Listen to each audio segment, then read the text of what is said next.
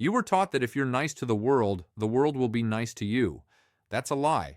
In fact, it's the most successful piece of social engineering ever created. Look at your life. How many times have you said yes when your soul screamed no?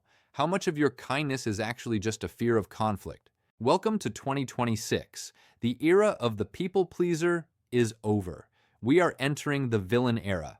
And no, it's not about being evil. It's about mental dominance. It's about reclaiming the power you've been giving away for free. Society rewards compliance, not character. From the classroom to the boardroom, you've been conditioned to be agreeable.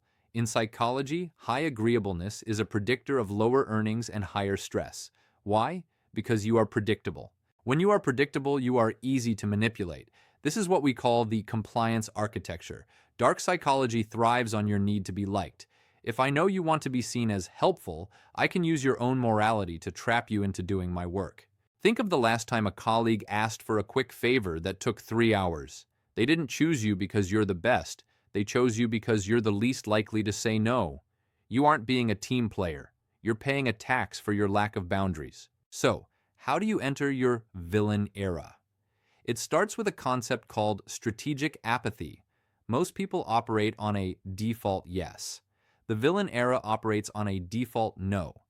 This is the ultimate form of self-mastery. When you stop caring about being perceived as nice, you become dangerous, because a person who doesn't need external validation cannot be controlled. Here is a tactic for your next negotiation or argument. It's called the pressure gap. When someone finishes speaking, don't respond. Wait 5 seconds. Most people find silence so psychologically painful that they will keep talking to fill it. They will over-explain, reveal their hand, or lower their price. Your silence isn't a void, it's a weapon. See, you're waiting for me to continue. That's the power of the gap. Let's talk about status cues. High-status individuals move slower, speak less, and occupy more space. Low-status individuals, the good ones, hurry. They apologize for taking up time. They use just in every sentence. I'm just checking in. I just wanted to ask. If you want mental dominance, you must audit your language. Replace sorry for the delay with thank you for your patience. Replace does that make sense with let me know your thoughts. One version asks for permission. The other assumes authority. The philosopher Carl Jung said, "A man who is not capable of being a wolf cannot be a lamb. He is just a rabbit." To be truly virtuous, you must have the capacity for darkness, but choose not to use it recklessly.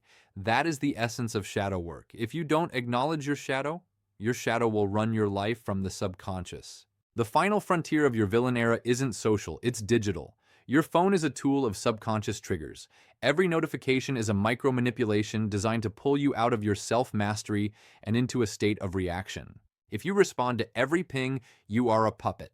The ultimate villain move in 2025, digital inaccessibility. Being hard to reach is a status symbol. It signals that your time is more valuable than the algorithm's need for your attention. As we close out this year, I have one challenge for you. Tomorrow, find one opportunity to be unpleasant. Say no to a request without giving an excuse. An excuse is just a plea for forgiveness. You don't need it. The world doesn't need more good people who are burnt out and resentful. It needs people who are whole, who have boundaries, and who know exactly how the game is played. Are you ready to stop being the supporting character in someone else's story and start being the villain in theirs? Comment villain if you're done people pleasing. Subscribe to master the psychology they don't want you to know.